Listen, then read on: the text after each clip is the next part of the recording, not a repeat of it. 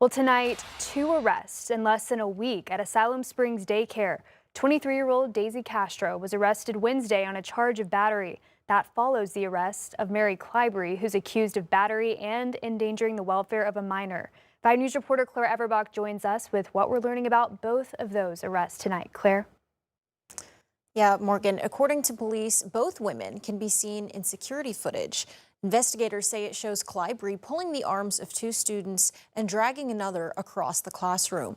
Police also say it shows Castro grabbing a child by the arms multiple times and forcing them to bend over to pick up toys. I talked to several mothers Tuesday who have kids at this daycare who shared what they say was going on behind closed doors.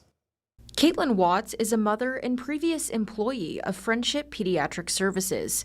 After hearing of the first arrest, she decided to share her experience. She says the school did not conduct enough background research on their staff. There were definitely some teachers that weren't treated the best, and that's part of the problem. They have such a high turnover rate because they didn't treat the good teachers good, and they didn't really research a whole lot on the teachers before they hired them. Watts says it was terrifying to see her children come home with marks on their bodies. But what was worse, she says her complaints were never addressed.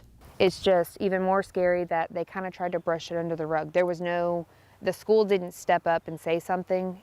The news posted about it, or somebody else had posted about it before they made the decision to say anything. Moving forward, Watts says the organization needs to be more cautious of who they let in their doors, especially when handling children with special needs. They kind of just hired whoever. You don't have to have the experience, and you do.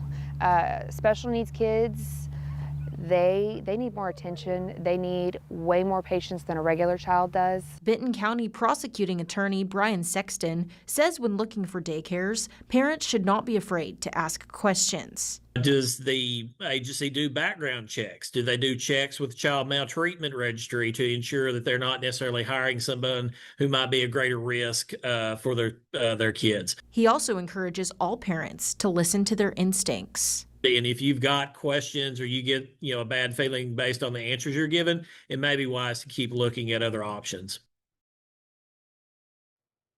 5 News received a statement from the Department of Human Services saying they are not able to release any additional details at this time.